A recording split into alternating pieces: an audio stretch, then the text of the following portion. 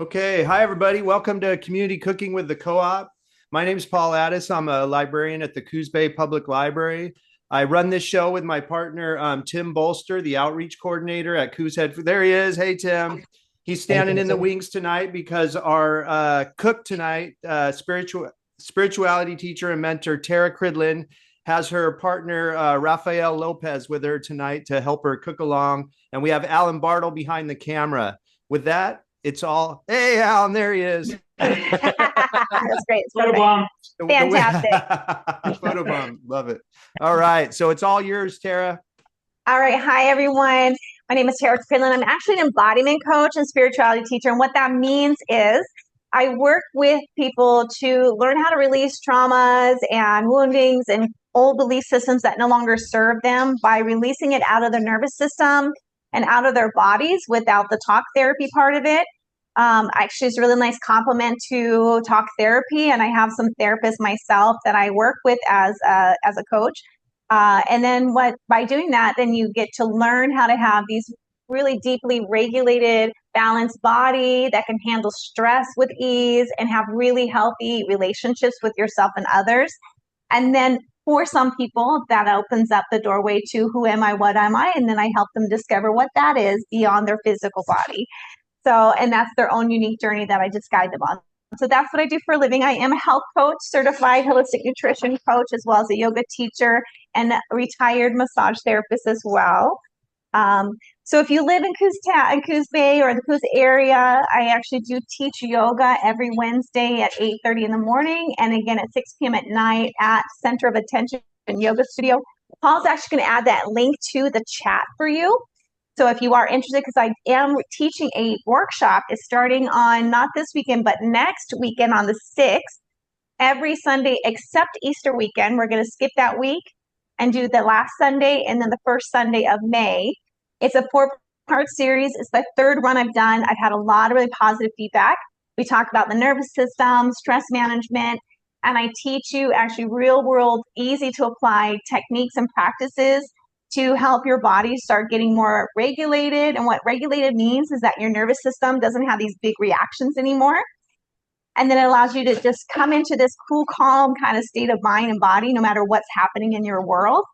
And so I teach that. The first one is more of a lecture with some tools that you can definitely walk away with, and you're welcome to just take the first workshop. And the additional 3 sessions I teach after that are for us to dive into the practices so you can really get that memory in your body. So if you're interested in that, Paul's going to put the link. Or if you are not able to make it live and would still be interested, I'm gathering information on interest. And I'll be teaching that probably in May online. And then with that, whether you attend live or online, you have a full resource library that will be yours to access for as long as I stay in business, which will be a long, long time. Cool. So, and you can actually get online and just check that out anytime you need to refresh or just go back over any tools. So that is me in a nutshell. This is my amazing partner, Rafael, if he wants to introduce it really quick. No, I'm being her sous chef tonight, so it's all about her. He's amazing too. Tara, I am going to interrupt you really quick because one thing I forgot to mention, both Tara and Rafael volunteer at our community fridge at the library, which we're very grateful of.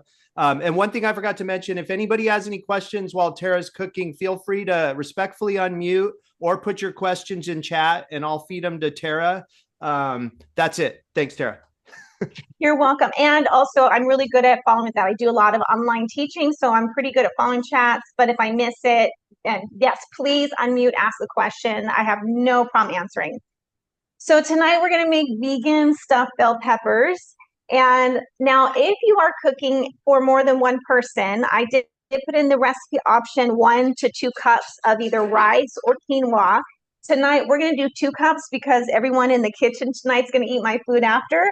So we're doing a little bit bigger batch. So if you had 4 of these versus 2, you might want to do a little bit more rice or quinoa, but the amount of vegetables will be fine. So that's the only thing. Now with the oven, if I already gave Paul the ingredients and the instructions written down, if you want that information, normally you would actually have the oven at 350 degrees. But for the sake of getting this done in a restricted time frame tonight, I'm going to do it at a higher. The reason why is because we want to cook the bell peppers a little faster. However, the great thing about this recipe is that I actually pre-cook all the insides. So the only thing that has to cook in the oven is the actual bell pepper. And so it's going to be a much easier, faster option than doing everything cold. So the first thing I'm going to invite you all to do, just to get it ready so it's easy when it's time, actually before we do that, is go ahead and get your quinoa or rice started. So if you are doing it on stovetop, we're going to actually put that on the stove. Now, quinoa and rice cook pretty much the same way. So if you're cooking with, just checking to make sure that's working. Oh yeah, I have to turn it on.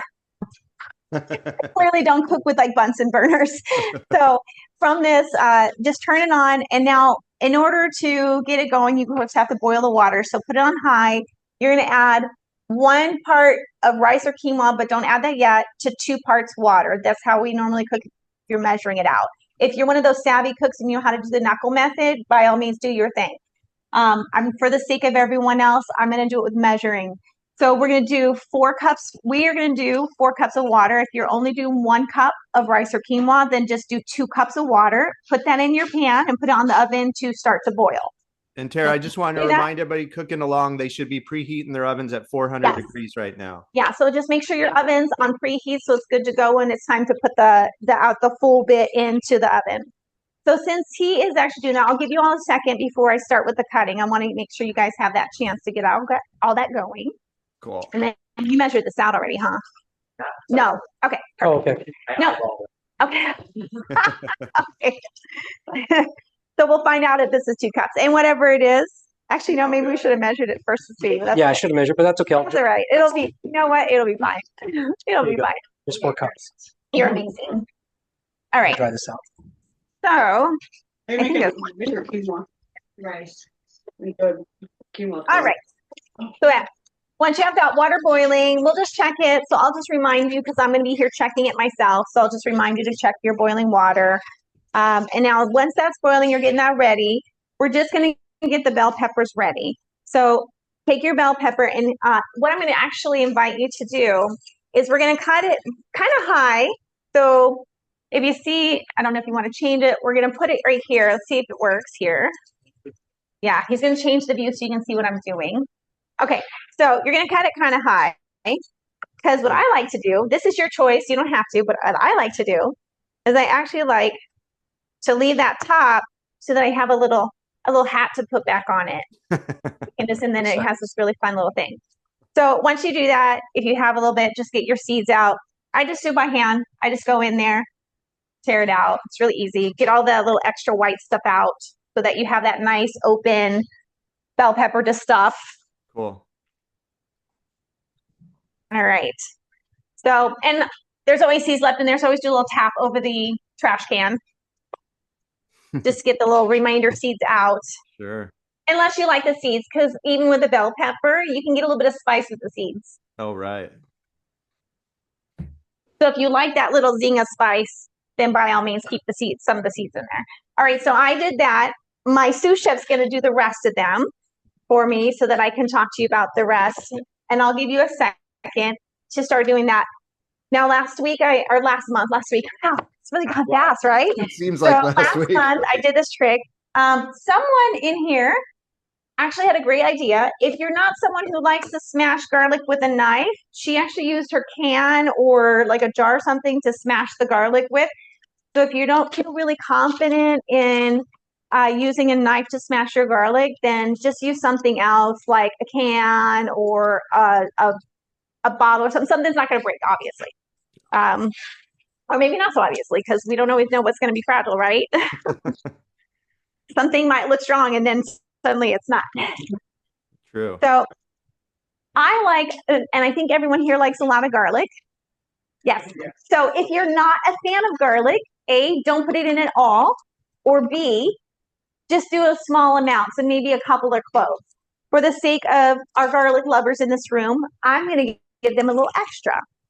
Nice. So what I usually do, separate this, and we're just going to give, I usually do it the closest to the handle so you're not so far away, and just give it a little smash. If you have a little frustration today, this is a great way to get that out. Just smash that garlic. I don't cut it right away because I'm actually letting it sit to release all those really good little immune booster chemicals. And so when you smash garlic, you want to let it sit for a few minutes before you cut it up, and then gets all the good stuff out. I have it in notes somewhere, but we did talk about it last month. Yes, we did. So you can feel free to watch the replay and learn how to do some amazing pumpkin curry if you would like. You can visit the library's YouTube channel for that. Yes. So I don't know if you can hear all the noise back here, but we're just smashing the garlic. And then we're going to set that aside. Ooh, this one's sticky. Stickier the better, because that means it's so full of the good stuff. Awesome. Yeah. When you got sticky garlic, and even though spring is coming, now with all the rains and all that, you still have some people that could be getting spring colds.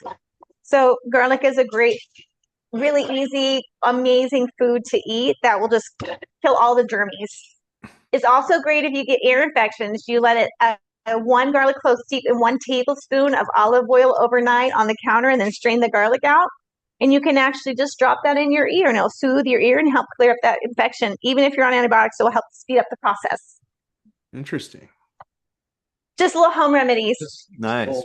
Just a couple of drops. Once you steep the garlic all night in there, you want to get all the solids out, so it's just oil, and then you can store it in your fridge in a sealed container. Yeah, lots of good home remedies that work amazing. It's good for something else, but we won't talk about that here. But any ladies who like some information, Paul's going to drop my phone number and email. I'll give you all kinds of great tips. You want me to put your email in chat? Yeah, absolutely. All right. So if you have any questions or you are interested. Compost. Oh, about that. Sorry. Forgot about the compost. Sorry, everyone. I did not compost. I almost went to compost jail just now. So, all right. Thanks Oh for my the goodness. reminder. Yeah. Hey, that makes it better because, yeah, I don't like throwing them in the. And there's Tara's email in chat if anybody wants to contact her. Feel free to contact me if you have any questions. If you are interested in the workshop and you have questions, you can feel free to reach out, because there's not a whole lot of that. That's a more basic. It's not my website, so it's not quite as.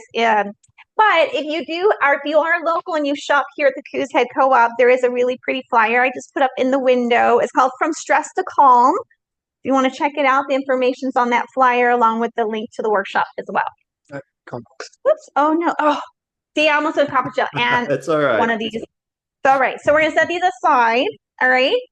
Now, check your water. Mine's almost boiling. My burner doesn't probably work as good as yours. So want to check your water, see if it's boiling.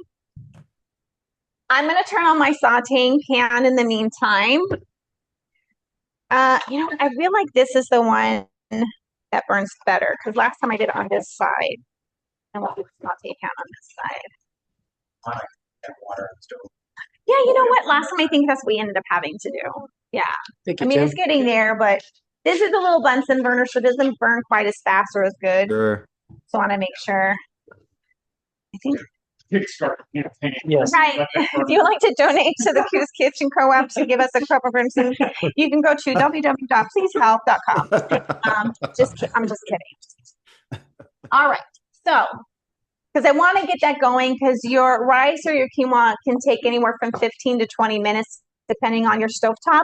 So I want to get that going so it's ready to go when it's time to mix it all in together. So he's going to watch that. You guys keep checking. Yes. And we did have somebody log on. I don't know if they're cooking along, but I just want to remind everybody, you should have your oven preheating at 400 degrees. You should have your water boiling for your quinoa, which should be twice as much water as quinoa. So 2 cups water to 1 cup quinoa. And you should have cut the tops off your peppers and emptied them. That's where we're at right now. Thank you, Tara. So we saved the top. If you're just joining us, we saved the top because it makes a cute little hat for the quinoa, and then it looks really lovely. And of course, it's delicious, and we don't want to waste any of that yummy bell pepper. By the way, bell peppers are amazing because they're super high in vitamin C. So these are great also to eat during this weather to help boost your immune system. Nice. Also, just a little tidbit on tomatoes, if you're a tomato lover. They have the lycopene that gets released in tomato paste that helps with your vision. But if you blend it in the blender and you make it really well emulsified, it actually releases that lycopene the same as if you had cooked. So if you're someone who likes raw food, you can still get the lycopene by blending it. Cool. Just a little tip. All right.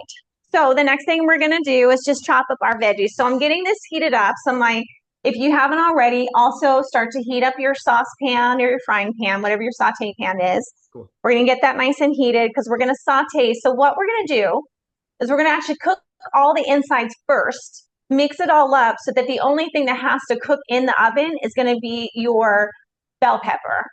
Now, we're going to have it in there until it gets kind of to the taste. You might have it in less.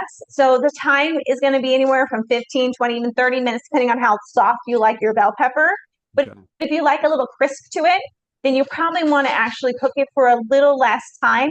And what I would just highly invite you to do is just take a little fork and kind of poke at it just to see. Of course, use oven mitts if you need to handle the pan to do that. Just kind of safely poke at your thing and see if it's at that level that you want for softness. But other than that, you can actually have it pretty raw. The insides are going to be cooked, so it'll be really delicious either way. Cool. So we're going to actually chop up the veggies. Thank you. Did much better without him here last week. It's because I had to think when he's around.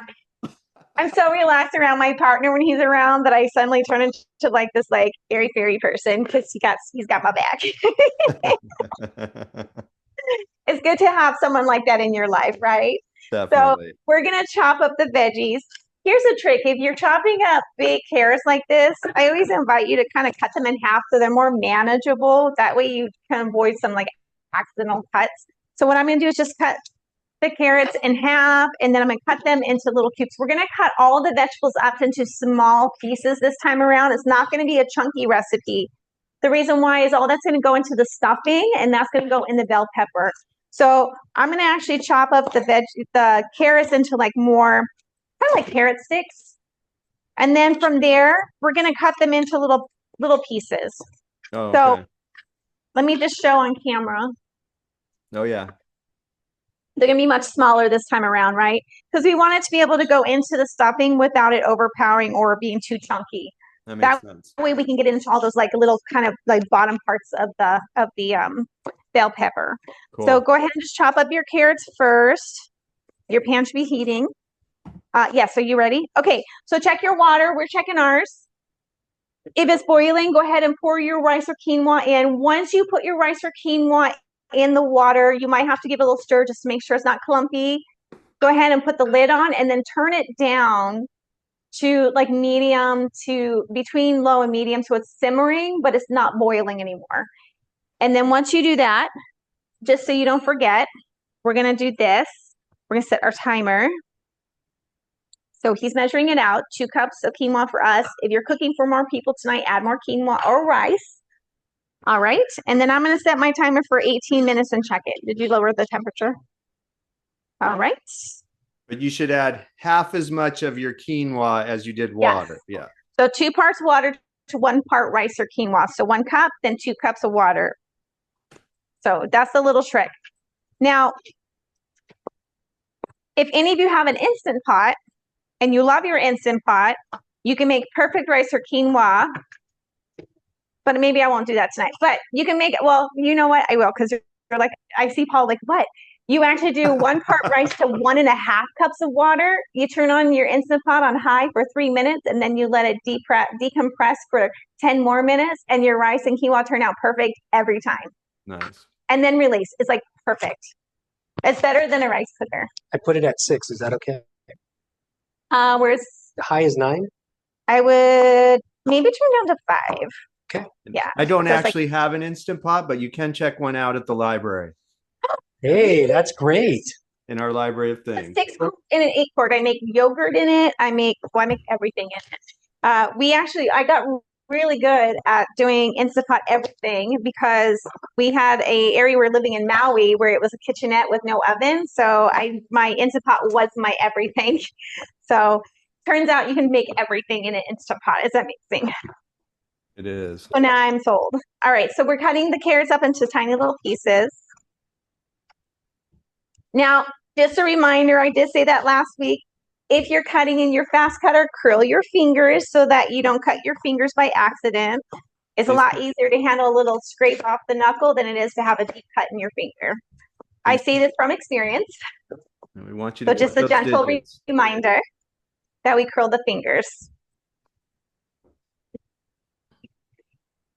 and or just cut slowly and be careful. The sharper the knife, the better and easier it'll cut anything that's heavy. All right, so just doing this. Just for time purposes, my lovely partner is cutting all these for me on the other side so we can get it done a little faster. We're cutting a little extra tonight just because, again, we have some hungry men in this kitchen that are ready to eat this food for me.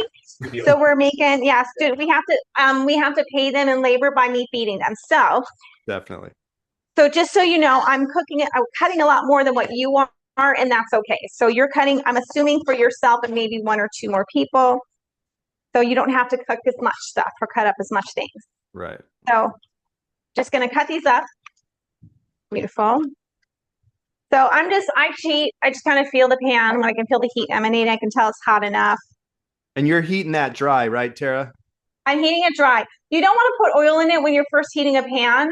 If you have a no stick, you don't have to warm it up as fast. They actually warm up faster with their no stick. But if you're doing a stainless steel or a cast iron pan, you want to actually let it warm up for a good 2 to 5 minutes before you put any oil or any food in it. That's a little trick, by the way. That's what makes it no stick. If it's not hot enough, your food sticks to the pan a little bit more. So I literally make eggs and all that, and it doesn't stick to the pan as long as it's warmed up properly because we use cast iron at home. Cool. And for women, female bodies, or anyone who has a female-born body, if you are someone who is iron deficient, that gives you your iron, just so you know. So it's good for you. Oh, they're so good. Cast iron's amazing. It's so amazing. The only downfall is they're heavy, and so I need him to lift it if I need to, like. So that's the only downfall, but I won't go back. I even have a cast iron pie pan now. Nice. Yeah. Is that okay? Sure. Perfect. All right. So here, I'm going to give these to you to cook up a little bit more because I don't want to spend all day chopping. Yes. So, all right. So have your carrots. We can start cutting the other stuff as we're cooking. Carrots take a little longer to cook because they're thicker. So we're just going to start cooking those, and then we can start cutting up the easier stuff. So carrots take a little longer. The onions take a little longer. I'm going to get off camera real quick because I need this. All right.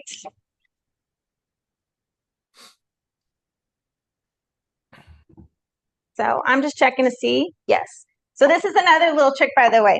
If you have a stainless steel pan and you're not sure if it's hot enough, take a little water, you flick it in there, if you can see, then it rolls like a little ball. So I don't know if Oh, yeah. show that or not. I saw a little ball. Yeah. So you can see a little ball. You do that and it turns into it doesn't actually simmer. That tells you your pan is at perfect temperature. Cool. Just a little trick. Yep. So now I'm just letting that ball burn off real quick before I add that there. All right. So I'm going to add a little bit of oil to my pan. Swirl that around. Make sure it's nice and hot. See, now you can see. And this is why we don't put the oil in the pan ahead of time because it starts to get very steamy. So now we're going to put the the carrots in here. Right.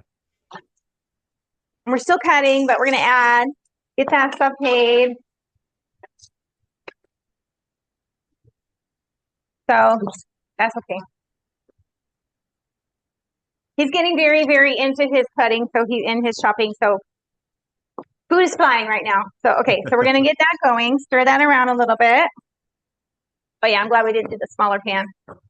Raphael, I think she's saying you need to stir that around a little.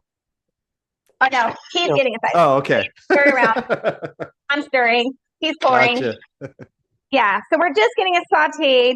I do have my timer on my phone, so if you didn't set it. If you didn't set your timer when originally I told you to put the quinoa rice in, you can set a timer on your phone for about 11 minutes. I'm going to take that other one. Yes.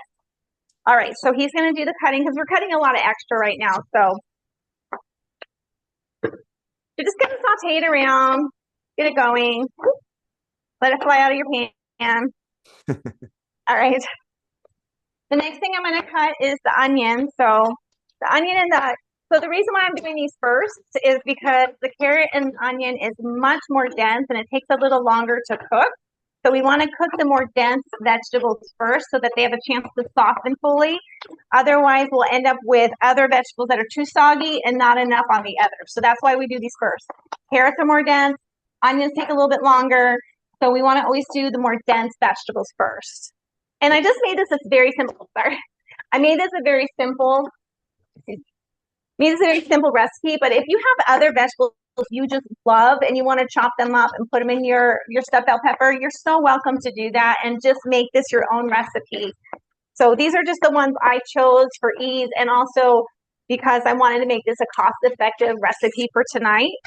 But again, if you have other vegetables and you don't mind spending a little on your favorite veggies, then by all means, just chop away with new veggies. Nice. So, all right. So we're going to take the ends off, peel the onion again. A little easy way to peel it is to cut it in half. Also much better for chopping. So I remember the compost. All right. So it's kind of stirring. So even though this is a large kitchen, I'm in a little kind of area. So don't mind me if I'm a little klutzy. Things might fly. But having a good time, right? Yes. Always. This reminds me of the, what is he? The Beaker and what's his name for the Muppets? Bird. Oh, no, the chef. That's the chef. The That's chef. the chef. Yeah. The chef. Yeah. So I like having fun when I cook. This is like the kitchen's my domain. I have this beautiful big kitchen right now in this time in my life. So I'm in it all the time. Today I actually made amazing, really yummy A2 Greek yogurt. And the reason why I use A2 milk is because that is the natural protein that cows used to make before cows were genetically modified. The protein in most milk now is A1 because that was a result of genetic modification. A2 is the same protein that's found in human breast milk. And so that's why we are having more issues with absorbing our milk now and more people are allergic or lactose intolerant is because the protein that's in it now isn't the same protein that used to be there. So I use A2 and I have no tummy troubles. And so I made this amazing Greek yogurt. All right, so if you didn't see, I chopped this up into tiny pieces. Now it's kind of hard to curl your fingers when you're doing the onion because it's kind of, and I kind of cheated. Sure, you want to do this one? And I did it all the way through. But a little trick is you can cut your onion until there's just a little bit like maybe this much that's not cut. And now keep the onion together so that it doesn't slide around. And then we're chopping it into little pieces also just like the carrots. And just make sure you stir so that your carrots don't start burning. What kind of heat do you have that pan on right now, Tara? It'll probably be like a medium-high sautéing heat, not too hot. You don't want it too hot because we don't want to burn our veggies. Because now, if you're not aware, actually carrots are some of the highest sugar containing, believe it or not, if you eat carrots raw, they don't release the sugars, but there's a really high sugar content to carrots. And the reason why that's important to know is because when you heat them up, you release the sugars and it can caramelize. So even though that's lovely, it can also make the carrots burn a little faster if you have the heat too high. Sure. So that's just good to know so that you're aware. All right, so we're chopping up the onion, making it small. I'm actually going to take my phone out so I can see my timer just in case I don't hear it. All right. So just chopping it all up into tiny little pieces. How's everybody doing at home? Yep. How's everyone doing? Everyone have any questions? You guys doing okay? Lots of thumbs up. I think we're doing good. Okay, good. This is a pretty rudimentary. Most of you, I'm sure, have cooked a meal or two. So this is kind of the easy part. Most of this is actually very easy, but sometimes I know it's just good to get that reminder of like little tricks and stuff for easier cooking. Definitely. Whoop. This is a good onion too because my eyes are burning. All right. All right. So we're going to add the garlic last because the garlic, if it cooks too long, can get bitter.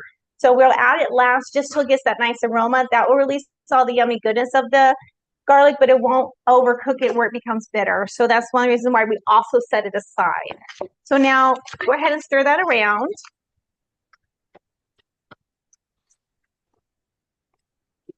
I'm Do you want more onions? It's okay, put it in here? Okay. Yeah. I grabbed the really big spoon. I'm going to grab the smaller spoon. Oh, it is so much better. Okay.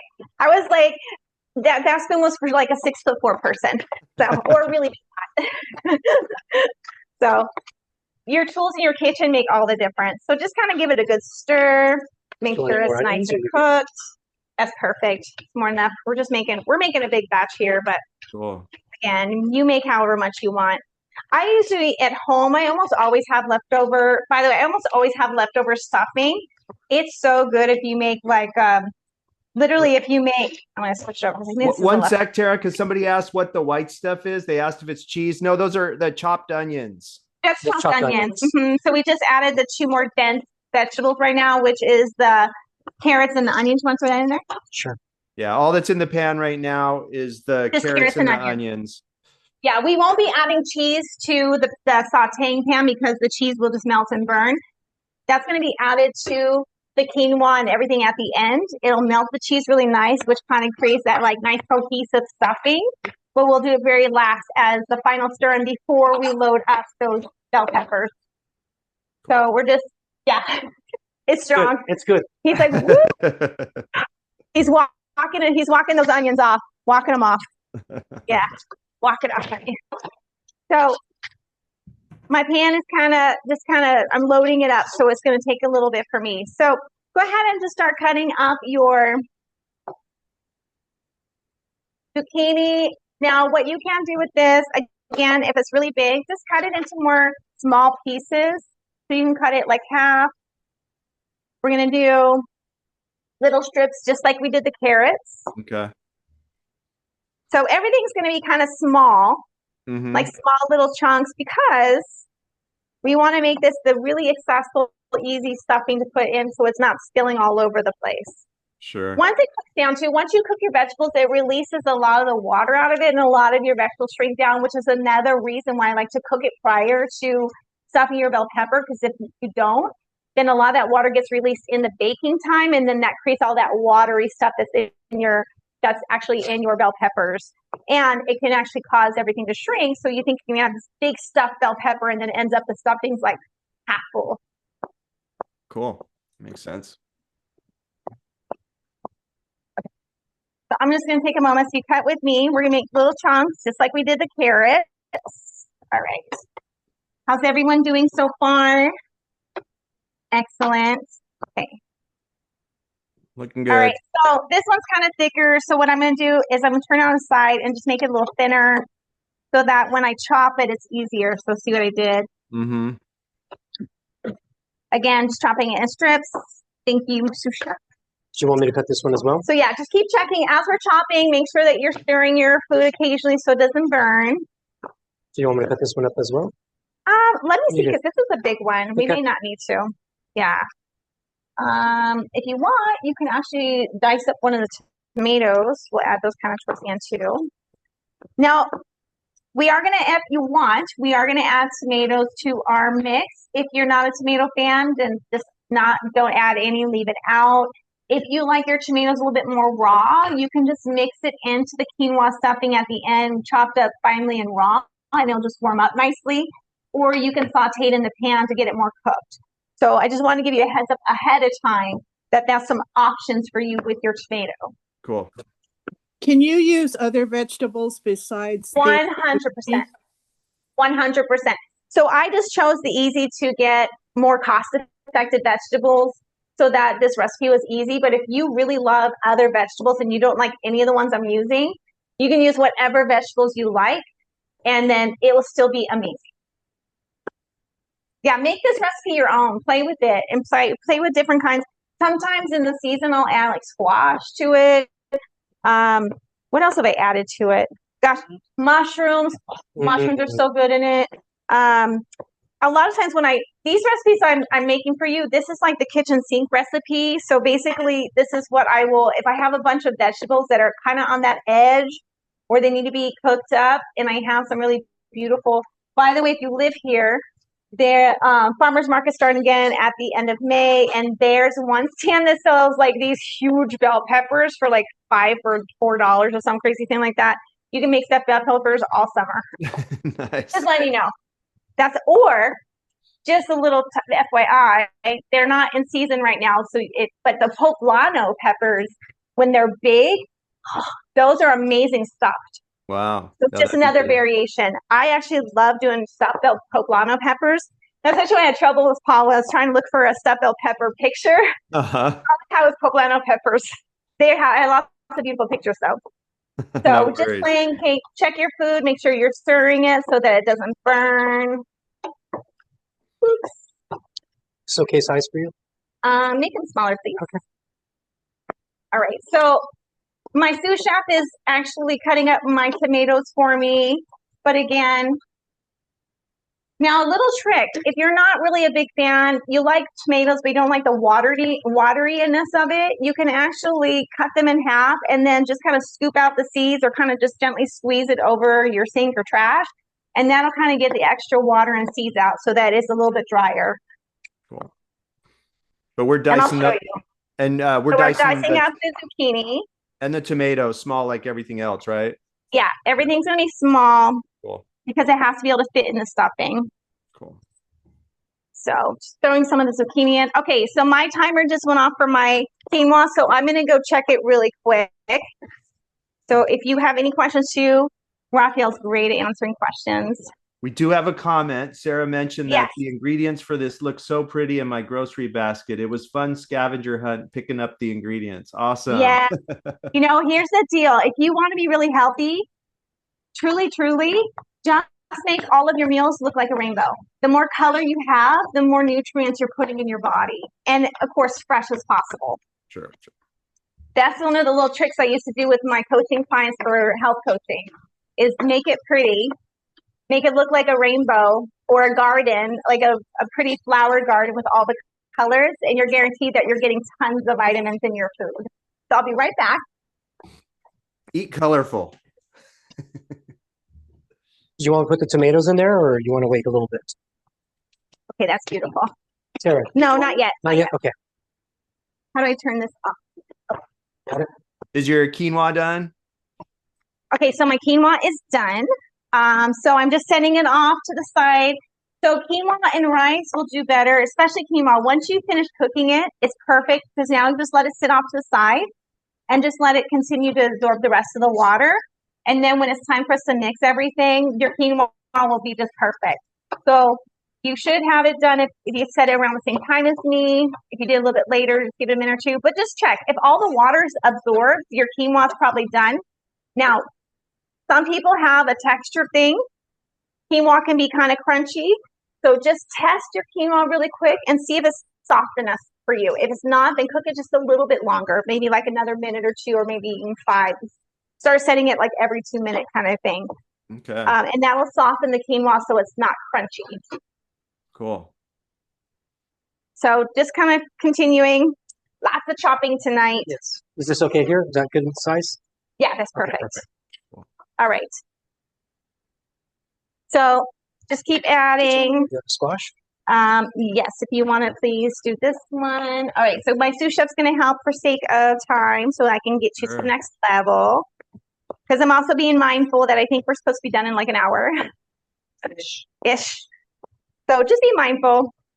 So a lot of these recipes I created because I was a single mom for years and a health coach and a yoga teacher and a massage therapist. And I wanted my kids to eat really well. So I started finding really easy to throw together recipes that were really whole food ingredients. And then I just kind of perfected them over time. I just figure experiment. If you mess up, it can go in the trash and start again. Or if you have a dog, they'll probably eat it. And it probably won't be so bad you can't eat it. That's the key. If you're new to cooking, a lot of people won't cook because they're afraid of messing up. But the only way you can get good at it is just mess up. Just have fun. When you get really good at messing up, then that fear is taken out of your body and then it just becomes fun.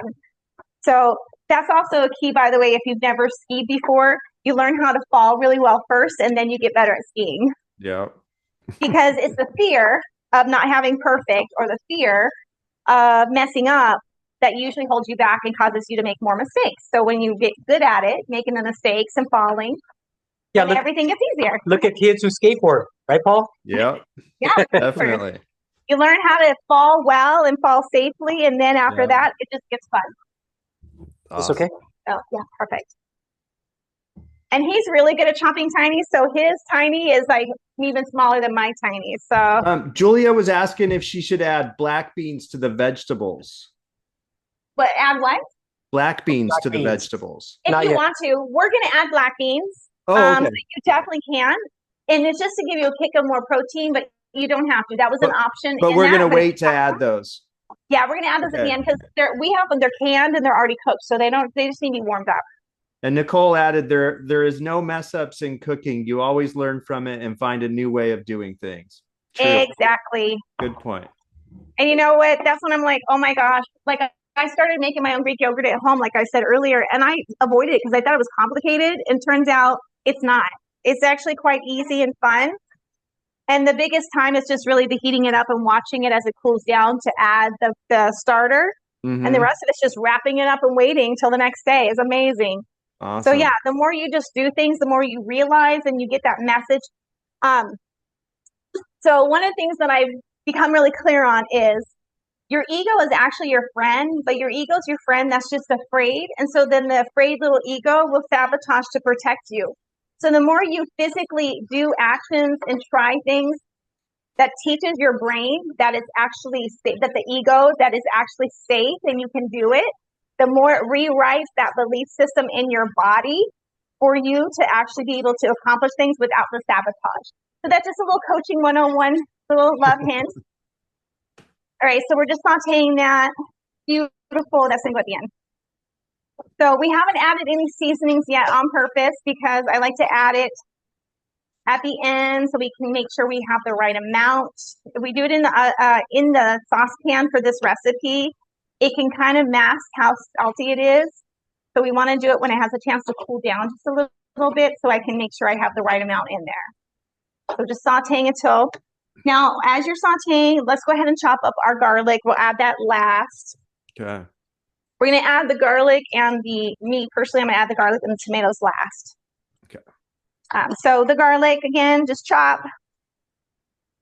Going to chop it into little spots. And then this is the fun part, right? I try to kind of slice it for right now to kind of get the initial part of it so I don't have it. And then once I do that, then I just start holding it and chop, chop, chop. Okay. Scooch it together, chop, chop, chop. So this is how we dice. And you have a lot of fun. You can even be like, take that garlic.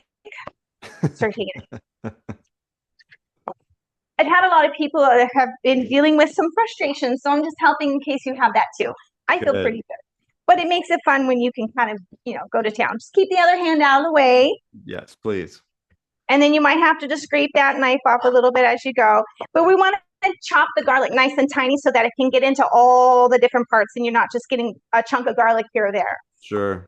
To be able to distribute all over. So chop it up, and we're actually mincing it. So if you don't know what mince is like super teeny tiny pieces. Sure.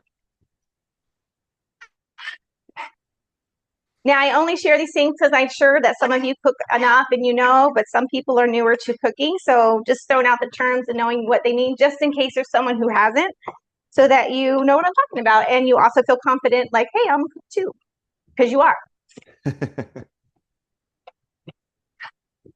This is so important, by the way, for your health. When you learn how to establish a relationship with your food, you start learning what it takes, how food tastes when it's fresh, taking the time to actually smell it, activate. So as you're cooking and chopping, you start to smell the food.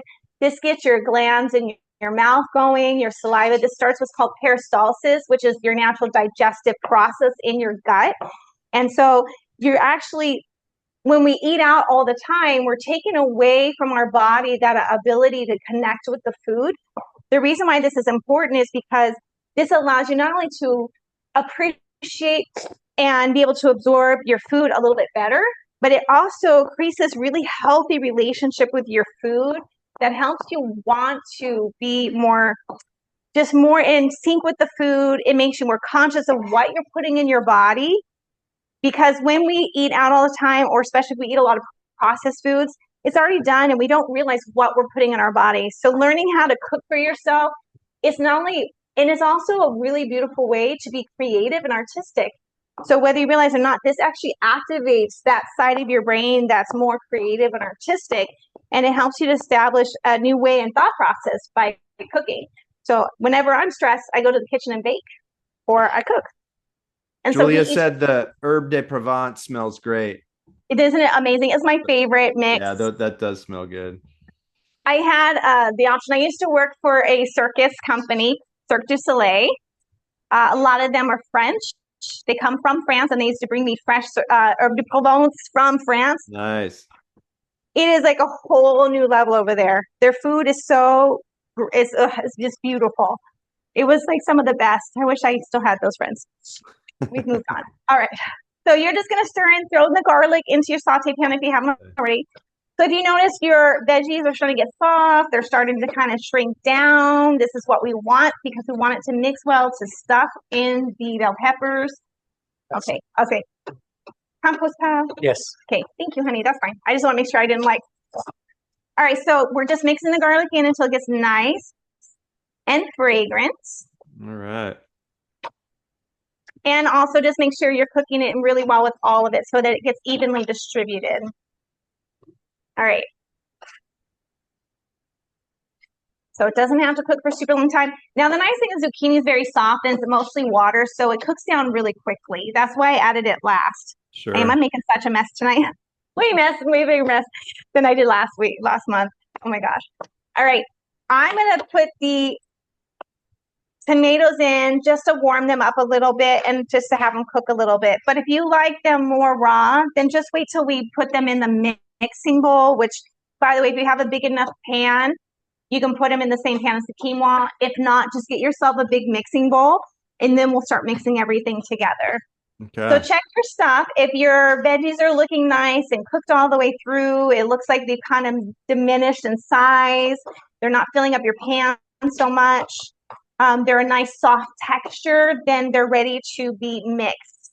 So from here, let me add my amazing tomatoes. All right. If you don't like tomatoes, please don't add them. I want you to love your food.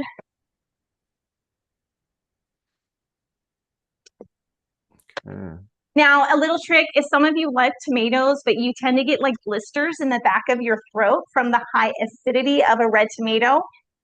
Then orange tomatoes have a lower acid content. So you can try that and see if those do better in your mouth and in your body. Cool. So there's a lot of people that have sensitivity to tomatoes because the red tomatoes have a higher acid content. Your orange tomatoes actually have a lower acid content, and people tend to tolerate it better. So just a little trick. That's beautiful. All that color. Look at all the color. So I don't know if you want to show the pans. So this is what it looks like. So if you notice, everything looks nice and well mixed together. Yeah. Okay, so just for the sake of warming them up, we're gonna drain we're gonna drain this with a colander. So if you do want to add black beans, then this is the time to go ahead. We're gonna turn off your stove top so that your food's not sauteing still and it doesn't burn. And then go ahead and take your can of black beans over to the sink and rinse them if you didn't already. So he's gonna rinse them for me really good. And we're just gonna add them to the pre-mix, and they don't need to cook, they're already cooked. So we're just throwing them in there now with the hot food just so they have a chance to kind of warm up so that they're not cold going in the oven since everything else is cooked. So I'm sure they'll warm up enough in the oven as well. Yeah. Yeah, they probably will, but just in case, because it's kind of dense with the quinoa. So I just think about that, right? The heat has to go from the outside in. So sometimes I try to help it out. Sense. Cool. We can. Yeah, let's do a mixing bowl. So we're going to do a mixing bowl just so you can see how to mix it in the mixing bowl. Oh, there you go. Cool. Amazing. I had this amazing client. She's a performer. And she's always like, Is this okay? amazing. It was so okay? fun. Yeah. All right. So we're going to take, okay, so he just put in the thing and that was fine. So we're going to take all the sauteed veggies and we're going to put them in a mixing bowl. Your mixing bowl does not have to be this big. And for those who didn't catch it, for those who didn't catch it, the black beans are in there too. Yeah, so we added the black beans. I'll show you. We'll have Alan put it on there when I mix it up. So first, I'm going to mix the black beans just so that they're in there nice and. Yeah, perfect. Okay, so we're just mixing them in there. Again, you can add garbanzo bean. I mean, you can do whatever veggies and proteins you want in your stuffed bell pepper. This is your own recipe. I'm just giving you a basic to start with, but I really invite you to just have fun and find the things that work. So now we're going to actually add our seasoning. Well, thank you. So, Which you can get here at the co-op, right? Bulk. Yes. so I really love this actually. So when I was shop, what I do before I cook this, I actually come here and I shop and I price out everything to make sure it's very cost effective. So their Herb de Provence in their bulk section is really inexpensive. So I actually got way more doing it from the bulk section. Tim did tonight, but when I measured it out, I could get way more in the bulk section than if I bought it in a sealed jar. So just a little hint, because I love Herb de Provence and I put on everything if I can get away with it. He eats a lot of it right now, especially if it has the lavender in it. Oof. If you're allergic to lavender, then you can get Herb de Provence that it does not have the lavender in it. That's good to know. The co-op has it in bulk. I often get it at Trader Joe's when I'm out of town. Yeah, Exactly. So when you start mixing it, it smells so good. I know, it smells awesome. It smells so good. Yeah, so some people have a sensitivity to lavender. So if you do and you're one of those people, you can look online and just find Herb de Provence without lavender. And Julia was asking if this one has lavender. This one does have lavender. So if you are that one of those people, then do not get the bulk here. Although I would love for you to shop here. If that's the case, then definitely look somewhere else for that particular.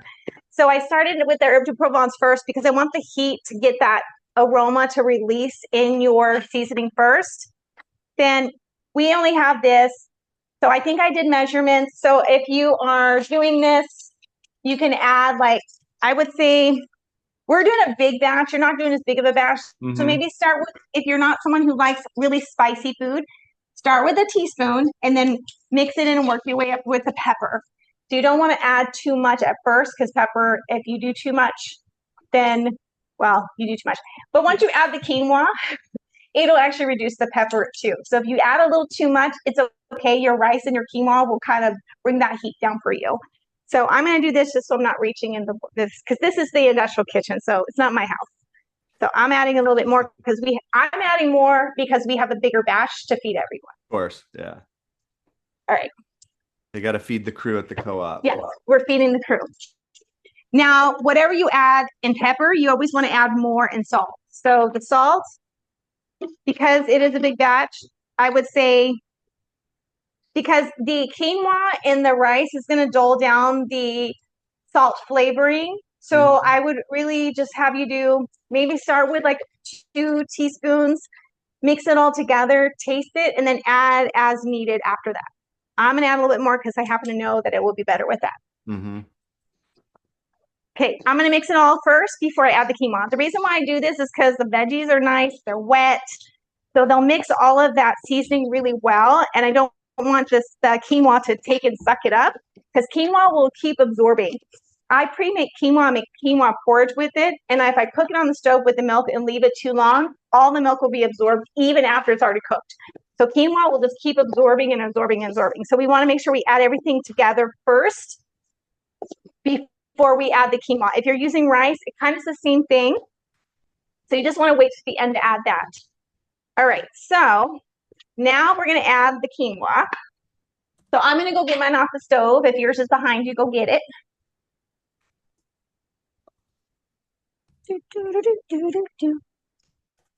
All right. I'm going to move this pan out of the way in a moment. So I'm going to take mine and fluff it first because that'll make it easier to get out of the pan. All right. If you have a heavy pan and you can't handle it like I'm doing, then just spoon it little bit by little bit into your mixing bowl. I'm pouring it all in.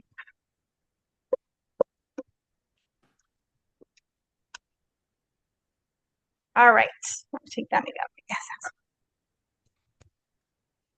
All right, I'm going to use the spoon now for this because it'll be really good. All right. So what I'm going to do now is I'm going to mix it all up, and then we're going to taste it first. Now, keep in mind, even if you're using vegan cheese, they put salt in it to flavor it. So that's another reason why we're not going to add too much salt to start with, because your cheese also have salt in it. So just whenever we're adding ingredients that already have seasoning in it, we want to kind of err on the side of caution. Sure. And then taste it and then add accordingly after. So we just start with a little bit at first. Can always add salt later, right? You can always add more salt, but you cannot take it away. Yes, very true. You gotta add more quinoa. Right. Or yeah, as Alan said, you just add a lot more quinoa.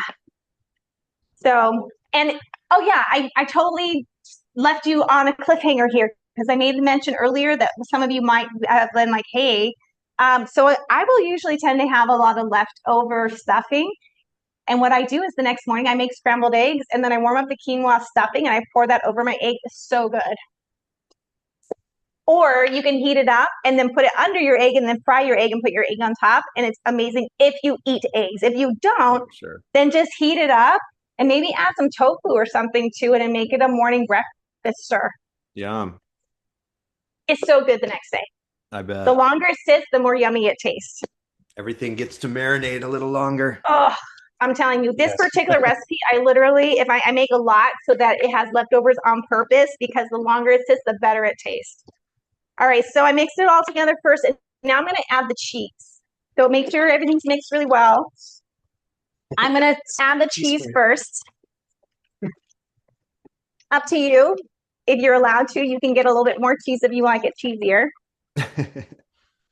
Just throwing that out there for you. So what we're kind of throwing out the vegan season. cheese are you using there, Tara? This one actually is a really good brand. As a matter of fact, I started using this years ago when they first came out, and they're pretty good. It's called Violife. So Violife. Mm-hmm. It's called Violife. So these are actually a vegan cheese, but they're really good because they kind of act like real cheese. And what's the base of that one? Like this one is mozzarella, but you can do whatever your favorite. Oh, what's the base? like a cashew or coconut oil, food starch, which is tapioca and potato starch. Oh, okay. Cornstarch, salt, mozzarella flavor, olive extract, beta carotene. So that's like coloring. So that's basically like a B vitamin that colors. B12, powdered cellulose added to prevent caking. And if it's cellulose, it's a vegan version. Awesome. Thank you. Either way. Thanks, honey. So it's not free. Yes, It is not free. That's important. It is not free. That's the other thing. If So you have nut sensitivity, this is a good one for you to get because it is nut free. It is dairy-free, soy-free, gluten-free, lactose-free, nut-free, preservative-free. Yeah, so Thanks. it's a really Cool. good one to Thanks, have if Raphael. you have any kind of Welcome. allergies of So any here we kind. go. Yes. So we're mixing it in. Here at the co-op. As I said, if you wanted more cheesy, you can go grab another one. Yeah. Nice. That's right. It's the pot. And of course, BioLife if you cheese. eat dairy, you can put real cheese in there. Yeah, if you do eat dairy, and I did put in there because I priced it out, the block, I think vegan cheese here and the block regular cheese are pretty much the same price. So Cool. you're not getting, you're not paying more, which is nice. You're not paying more for it if you get the block cheese here. Definitely. In particular, get their actual brand. They're really affordable in their actual brand. Cool. Matter of fact, if you don't shop here normally, their canned beans, their broths and all that are really good and they're very inexpensive. So Great just price. and Yep. apparently there's a sale going on right now. It's 2 for $5 for the broths right now. People Oh, wild nice. life. And I like it because I actually am gluten free. I have celiac disease, so I have to be very gluten free, and their vegetable broth is gluten free. Nice. Okay, so we're mixing up really good. Now, the reason why we're adding the cheese before we stuff is because the cheese will melt and it'll stick everything together, and it's so good. Yum. So before I start stuffing the bell peppers, I'm going to test it and just see how it tastes. And this is what will determine if I add more. Oh, look. Ta-da! Magically appeared. So go ahead and taste it. Just make sure it's where you want it. Oh, I'm perfect. I cook a lot, so I can kind of eyeball it. I added 3 tablespoons because I have a big batch. Sure. And that was perfect. And it's so good. Yum. All right. Now you have stuffing. All right. Now we're going to actually stuff our bell peppers. So if you have not grabbed it, go ahead and grab your baking dish. We have a cookie sheet. Oh, it's nice and warm too. So it's kind of pre-warmed up. Really great. Okay. Just checking so I don't burn it. So we're going to do a big baking, a cookie thing. But if you have, preferably if you have at home, just so that you're I'm like, what is that? The bell pepper, just so that it doesn't fall over during the cooking process. You want to put it in something that's a little bit smaller to contain it. But in this case, these are actually really good, kind of staunch. This one's a really strong one, so I'm just going to lean maybe one of them against it so it doesn't fall over. But so we're going to I need a spoon. Get yourself like a tablespoon from just a regular tablespoon from not a measuring tablespoon, but a tablespoon from your drawer. Mm-hmm. You're going to actually take your bell pepper, and we want to just start with a little bit, and we're going to work that down into the little spots first. We really want to make sure we get that in there. Pack it in.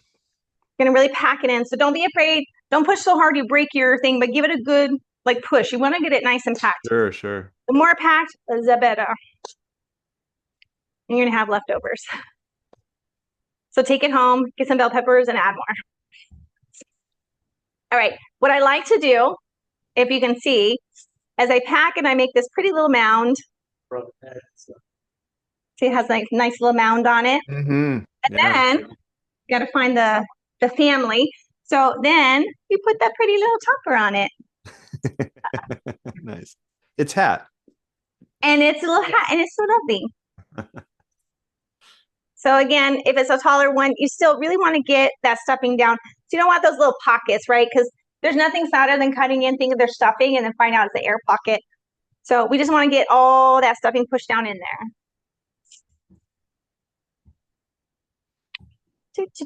So again, just using your spoon, get it packed in there, and just keep packing it until you're nice and full. And then I like to, at the end, I turn my spoon upside down and I just start to pack it and create that little dome. It's kind of like putting icing on a cupcake, but instead it's amazing icing quinoa stuffed bell peppers. So another one, put my little hat on. So pretty. How's everyone doing so far? It's like they're stuff. Good. This is like the best bell pepper stuffing party ever. Everybody's stuffing right now. Yeah. We're having a bell pepper stuffing party for sure. Well, and I did make a big batch here because last time we didn't have a whole lot and the rest of the employees were like, oh my gosh. So this actually will give them at least the stuffing. Yes. So again, you don't have to make as much as I did. When my children grew up and moved out of the house, my mantra when I went grocery shopping was to remind myself, I'm all alone. I only want, before I met my love, it's only me. I don't need all the kitchen because I used to overshop. And then I have all this food and not know what to do with it. Sure, sure. So I have to have like my little mantra to remind myself to not cook. So I have a tendency to cook a lot of food. But I have people in the house that will eat it all. So I'm sure. And now my youngest one, she's all grown up, but she moved back in anyway just because she missed me, I guess. She's really good on her own, but she's better with me, I guess. I guess, according to her. Yes, according to her. It's because I cook all the time. She doesn't have to cook anymore. She just grabs the healthy food and runs. That's nice. Yeah. It's a nice luxury. It is. So once we do this, we don't have anything else to make. So we're just going to hang out and chit chat and have a nice good time. Or maybe people can share some of their favorite food stories. Maybe if you have really fond memories of cooking with family members that got you to want to cook, or maybe you just realized that you're having some stuff going on and we needed to, it's up to you, but there's lots. We can make more, or we can just cook these. Okay. I know you guys have a limit probably what you're allowed to grab. Okay, so we're going to take these and we're going to put them in the oven. Mine are kind of just piled on each other so they don't fall over in the oven. Sure. But if you have a smaller pan, it should hold them up okay. If you don't, just have an oven-safe dish of some kind that you can maybe put against them to prop them up just so they don't fall over during the cooking process. Okay. So we're going to put these in the oven nice and slow. And again, be careful with the heat. Don't burn your arms or hands. Cool. While Tara's putting that in the oven, I just want to remind people to please send me pictures of your completed meals. I just put my email in chat, but you also all have it in your Zoom confirmation emails. So before you dig in, please send me a pic. Good? Yeah. All right. So just to show you, we made a lot. So this is my leftover. Oh, wow. What was that, Tim? Now, again, I did that on purpose because there's a lot of people here and I want them to all at least be able to enjoy the stuffing. Sure, sure. And it's amazing by itself. Like literally you can eat this like a salad. It's so good. Yeah. So we're going to set that now. We'll start at 15 minutes and then check it along the way. Okay. Some of you might have more, every oven is different. So I start at 15 because some of you, your oven might be super high functioning and it might be done really quickly. And for some of you, you might have one that takes a little more time. My oven at home, I have these amazing vegan chocolate crackle cookies I make. And at my oven I had in my other house, they were done in like 10 minutes. But here in this particular oven, I have to cook them for 15 minutes. So just being aware that the altitude that you live in, the quality of or not even quality, but just the appliance you have, they're not necessarily that they're greater or lesser, but they are different based on the brand. So that's why we start. I do have a question. Yeah. Yes. I'm putting mine in a glass dish Yep. that fits my peppers. Should I put some water in the bottom of that, or will it make the peppers soggy? It will kind of make the peppers soggy. There's lots of water, and the bell peppers are really high in water content, and so are some of the veggies. So all that's going to give that water content you need for it to cook. So you definitely do not need to add any water. Okay, thank you. Yeah. You're Great. welcome. Just to Yeah, this share, is a dish. just Yeah, to go share a ahead. few comments. Jamie said, thanks in the oven, fingers crossed. Suzanne said, looking forward to this. Thanks. Go ahead, Tara. Yeah, and for the sake of this class, if we have to end it early and yours is not quite ready, what I recommend, the whole inside is cooked already, right? So you're just going to cook it till your pepper's at the softness you like. The pepper, though, if you like it more crispy and a little more on the raw side, just where it warmed through, it's going to be delicious. So it's your decision how you want it. If it's cooked a little less, it'll be a bit more firm to stand up to cut into it. So that's really your own preference. So really just invite you that you don't have to cook it to the level that I cook it. You get to choose because this is your food you're putting in your body. So make it the way you're going to love to eat it. And again, if you didn't hear the comment earlier, you can add whatever vegetables you want to your stuffed bell peppers. This is just what I picked because it was already here. It was in season. They had it available and it was very cost effective. Awesome. So appreciate that. just keeping that in mind for any of you that are cooking on a budget. Cool. And if you do live in this area and you haven't visited the fridge in the Coos Bay Library, you are welcome to come every day to the fridge, see what we have available, and get a little bit of the veggies there too. So if you're having, everyone's having times in their life right now where things are a little bit more struggling or a little bit harder. So come in and enjoy getting a little support. And we will meet you on Fridays. Yes. And I'll add that everybody who walks in the door to the library is eligible for free produce. So don't feel like you don't deserve it or anything. It's for everybody who comes to the library, like all of our services. Angie asked, did you say how long to cook? You're starting yours for 15, yeah, we're right? starting out at 15 just to start with because I don't know how, I've not cooked with this oven, so I don't know how efficient or fast it cooks. If you're familiar with your oven and you know it takes a little longer, then you can set yours for a later time. Maybe start yours at 20 minutes. I'm starting at a little, and we turned up the heat higher on purpose so that the bell peppers would cook faster. Normally you would cook it at 350, which is in the instructions I gave Paul if you want to pull that later after we're done today. So you can do it lower and have a longer cooking time, but for just the consciousness of the time frame, we have it at a higher setting just so they'll cook faster. So you don't have to do that for yourself in the future. You can let it marinate and slow cook all you want. And especially, but I just recommend you do that. Don't do it while you're hungry. Sure. Stacy said the insides are delicious. I messed up and preheated toaster oven, but bell peppers are too high for the toaster oven. She said, I'll cook them in the oven eventually. Well, we know you're capable, Stacy. Totally. And you know what? That's great. You know, it's fine. I do that. It's like, it's that learning. There's times when I look and go, what? Oops. So that's the fun part. And, did you do, is the toaster oven part of your oven now, Stacy? Or is this, gotcha.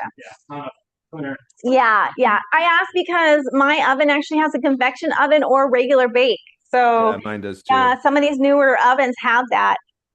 So I hit, it was luckily because our little like button pad.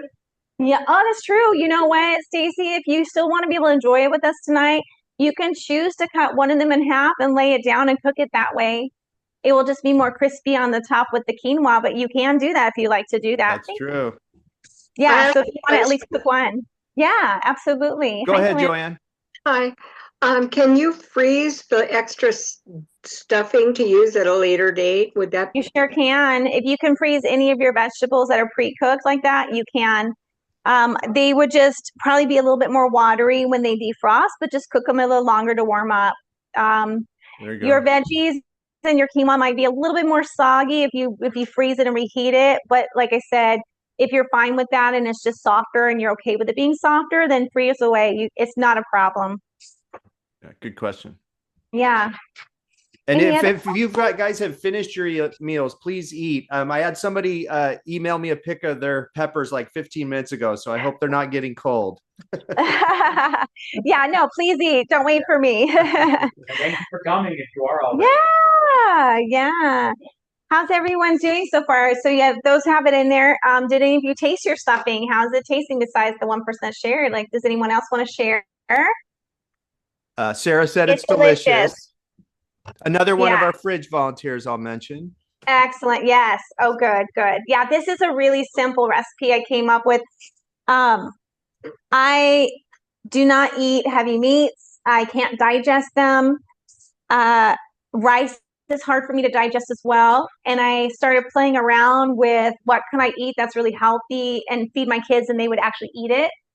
Because, you know, sometimes you get fancy like that and the young ones go, I don't like quinoa, which turns out my younger one doesn't anymore, but she ate it when she was a kid. Things change though, right? People change. Oh, yeah. So I found this recipe, I started playing with it, and this turned into a family favorite, and it still is. But what I do actually, I'm nice, since it's easy to make it into the pot, I'll make rice and then I'll do half quinoa and half rice so she can still have a stuffed bell pepper sometimes. Nice. Sometimes. If I don't feel like sharing, then she can just make her own. And she's 24. She's 24. Has everybody gotten to the oven stage? I just want to make sure because we do have a no cook left behind philosophy here at Community Cooking. And I mean, personally, I have no plans after this, so I'm good. But I know they want to tie it up at some point. Looks like everybody's probably got their peppers in the oven at this point. Okay, so someone tell me your favorite cooking story. Anybody, whoever feels like sharing. Tell me a good memory of a time that you did something with a family member or a friend or even a friend's parents that you just have good memory of cooking with. Or tell me about one of your favorite recipes you've ever made that maybe you couldn't even replicate. It came out perfect that first time and it was just divine. Tell me about that if you want to. No one has to share anything if you don't want to. You always have the option to opt out. Of course. Not seeing any volunteers right away. Okay, that's okay. I'll tell you a story. So again, I knew you had one. Of course, I have lots of them. So my love for cooking came, so I'll tell you my backstory then.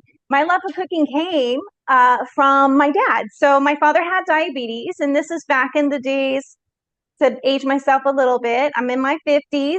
So when my dad had diabetes, they didn't understand that disease back then. So they had a lot of health issues that now they really are good at helping prolong their lives. But my dad had to cook at home because he had to really watch getting high blood pressure. He had kidney failure and had to have a kidney transplant. He actually he lost an eye, had a prosthetic eye. He also had to have eventually one of his legs amputated and had a prosthetic leg, which he had a lot of fun with people with that. My dad was a jokester, but he loved cooking. So my mom, she was really good at cooking pre-made, what are those turnovers in the oven? But even then, she sometimes burned those. So my dad was the cook. My grandmother used to always say, because my grandma loved her beef, that there was no prime rib worth cooking if it was less than 16 pounds. Like, she was an avid cook. So my dad loved cooking. So the way that my dad and I got to spend time together, because eventually by the time I was in 6th grade, he had a kidney transplant and he was disabled and couldn't work full time because he was a carpenter. So we spent all day watching cooking shows. As a matter of fact, what is his name? Jacques. I don't even know if he's anywhere. His name was Jacques. He was a cook. Yeah, Jacques Papel. He would always have He would marchiate the meat, and then the marchiate, which marinate the meat. would actually be with wine. So he would macerate the meat and then he would have some of it for himself. And we watched that, and we watched Jan Can Cook. I don't know if you guys ever watched Jan Can Cook. Oh my gosh, so fun. That guy was a hoot. So we watched those, and then we would spend all day in the kitchen cooking together. So we would make cookies. We make was it a choux pastry? This is way before I knew I had celiac disease. We made, and the reason why we did that is because he could determine how much sugar, how much salt was in the food, and he could make sure that he didn't have any negative reactions to his blood pressure or to his blood sugars. And so we really never really ate out. Like very rarely did we go to restaurants. We cooked all our food from scratch at home all the time. So I'm lucky because I always had a relationship with food. And so it was easy.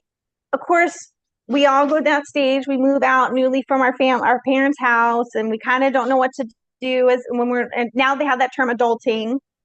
So I had that stage where it got a little chunky and wasn't the healthiest, but for me it was easier because I still remembered my connection to food. Sure. And even now I love food so much. I'm such a foodie, but my favorite thing to do now is to make really amazing desserts that are actually whole food, really healthy ingredients. So they taste really decadent, but they're actually good for you. Like I make black bean brownies. I make banana nut muffins that are 6 ingredients. There's no oil, butter, sugar, or flour in them. So having fun with that. So it's created a opportunity for me to have this really beautiful creative space in my home where I get to create, I get to be artistic. I like to dish up my food a lot of times to make it look pretty. Even my salads. This is amazing, by the way, on salad. So if you want to have it tomorrow cold, just dish it over the top of your salad. Maybe put some balsamic vinegar reduction. So a balsamic glaze or just do really simple. My favorite dressing I make is literally just balsamic vinegar or red wine vinegar, because we have some fresh red wine vinegar, with some avocado oil, some lemon. You can do a little bit of agave nectar if you're vegan, or a little honey if you're not. And then I like to put salt, pepper, and herb de Provence and shake it up. And it is the most amazing dressing ever and good for you. So just let you know. Cool. Yeah. So I have 3 minutes left on my timer. How's everyone else doing? I'm going to wait because I don't want to open. One of the things when you're cooking is try not to open the oven too often, because every time you do, a lot of the heat escapes and then it has to reheat. So it kind of takes longer to cook. So I much rather start at a higher time and then just add a little bit at a time. If you have an oven light, that's a really great way to check your bell pepper, because you can tell when it gets cooked, because it starts to kind of get a little bit kind of like you might have some toasting on the top, or it might look soft versus really fresh and crisp. So you can kind of eye it and notice that it looks a little bit more, a little soft, a little bit more cooked. And then if you're really not sure, then just open it, poke it with a fork real quick and see how soft it is. So that's just some tricks for you. But I try not to open the oven as much as possible for the initial cooking, because it does release too much heat at once. Sure. How are you doing over here? We have an in-person audience member tonight, so we're having a good time. And he's also a volunteer at the fridge. So. Oh, is Dennis there? Yeah. Cool. Yeah. Cool. Yeah, I'm guilty of peeking. I do a lot of peeking in the oven. I should stop doing it. Yeah. Well, it's up to you. It just takes longer to cook. Yeah. So Tim was sharing that he really loves opening and peeking at his food. So I told him that's fine. It just takes longer to cook. That's all. As long as you don't mind waiting. I stir too much. Just let Yeah. it go. Let it cook. Yeah. I'm always stirring. So I love cooking so much. It's funny because I have been in the same career for over 25 years, but I've done little side careers along the way, because I was mainly a massage therapist and yoga teacher for many years. And just like any external, I guess, like hair, nails, massages, all those are kind of things that when you have economy challenges are the first thing to go while you're trying to make your bills. So there were times in my life as a career, full-time career in my own business, that I had really good flow and really good ebbs.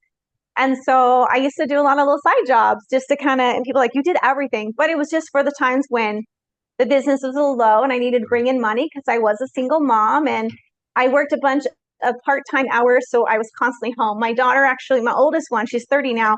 She used to tell me as a teenager, for someone who works all the time, you're home a lot. So she kind of liked it, but kind of didn't, because I was always home. But then I wasn't, because I worked my schedule around their school schedule and their sleep schedule as they got older. So one of the jobs that I had for a long time was actually for this company that had a lot of their corporate office was actually set up in this like big house, and they hired me to do personal chefing for them. So I had to actually prepare their lunch and their dinners every day. So that's how I got really good at making things quickly and eyeing the seasoning and kind of knowing. So again, for any of you that are new to cooking, the way I got good at this is I just kept doing it. I kept practicing. And the more you become in relation with your food, the more you just know when it's the right amount. You just kind of get that intuitive connection with it. So I'm going to go check my bell peppers to see how done they are. If you haven't already, I invite you to go do so and just see if it's at your liking. I have to open it. But if you can look through it with the light, go ahead and do that, or just do a little quick peek. Also, if you don't use your oven that often, stand away as you open it, because you will get hit with a face of hot steam. So just be careful.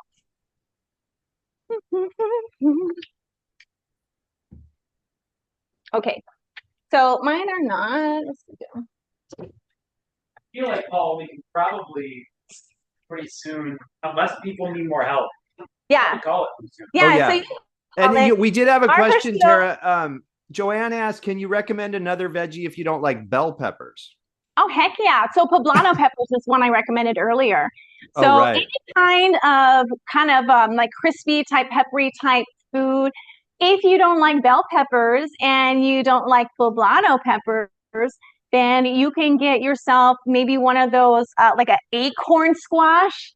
I actually make stuffing in an acorn squash. So you can get an acorn squash, take out the seeds. It has a nice open body. Yeah. And then put the stuffing in there and just cook that until that squash is done, and it will be divine.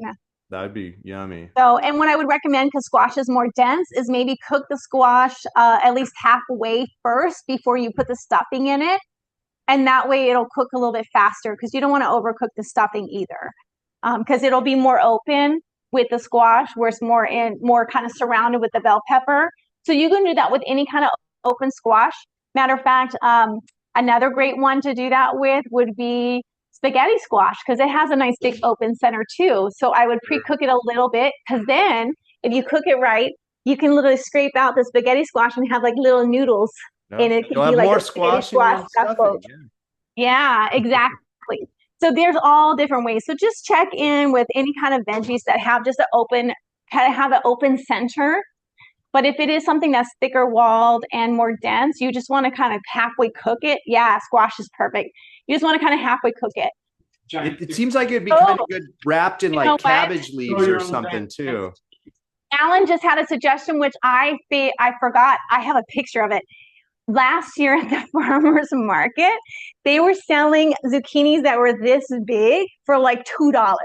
Sure. And I took one home and I cut it open and I just kind of scraped out a little bit extra. I took the seeds out and I scraped a little extra and I made the stuffed zucchini with it. And it was amazing. Thanks for I did. It was so, oh my God, it was so good. So yeah, you can get big zucchini, you can stuff that. You know, if it's small like this, maybe not. But once you get that summer market coming in, or there's one vendor that they sell these like they're huge. I had to like carry it home like a baby. It was so big, and it was only $2.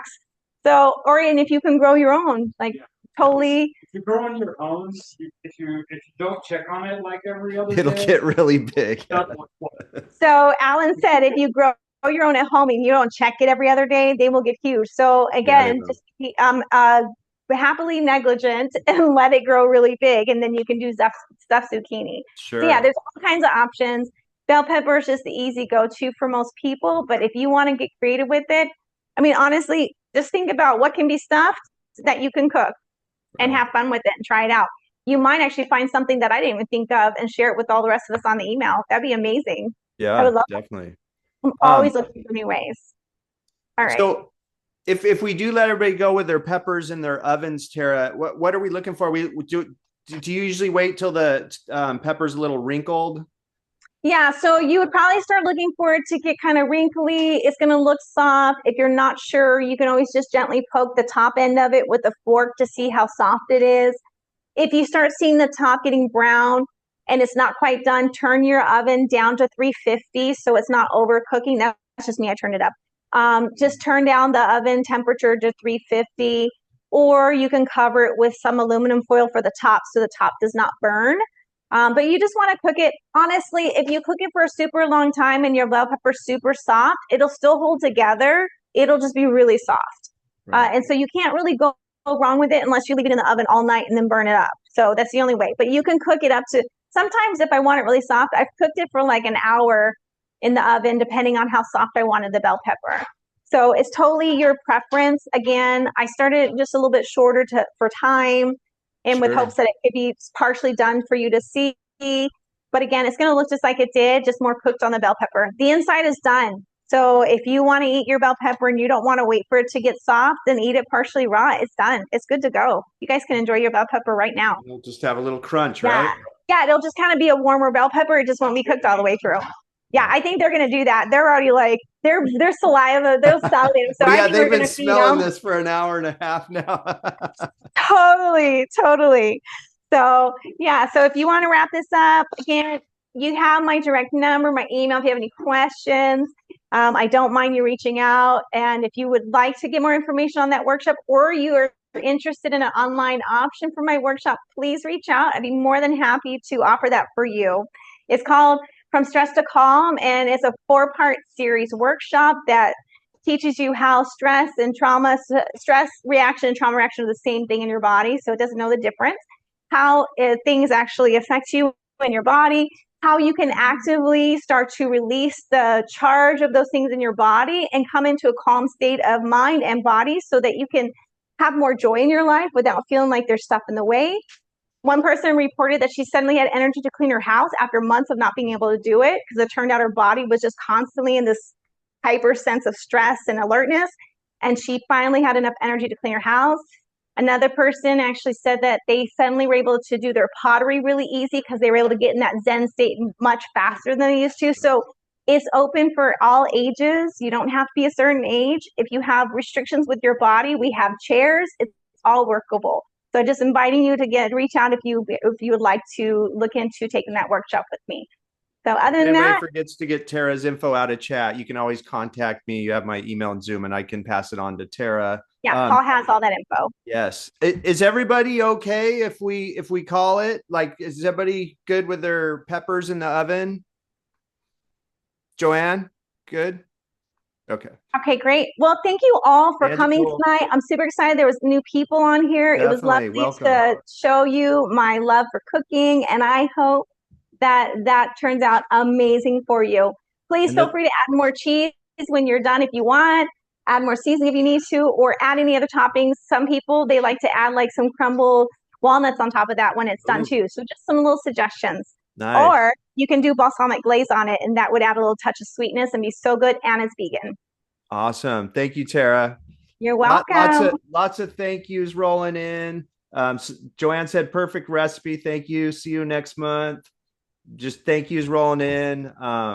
Yeah, and we next month we will have Marlo, the produce manager from the co-op, doing another vegan recipe, and it's on our website. I also put it in chat earlier, but you can just go to next month's calendar on the library's website and see what they're doing. He's making vegan scallops in quotes. Yes, yeah. Thank you, Sarah. Try the balsamic. She's going to try the balsamic. If you do the balsamic glaze. If you don't have it on hand, you can just boil balsamic vinegar. It just gets stinky, and it will reduce down to balsamic glaze really quick. So just letting you know. Awesome. Once again, thank you so much, Tara. You're welcome. Thank you, guys. It was a pleasure to be here for you. Have a wonderful night, everyone. Thank you, everybody. Thanks, everybody, for cooking along, and we'll see y'all later. All right. I'm going to end this. Take care.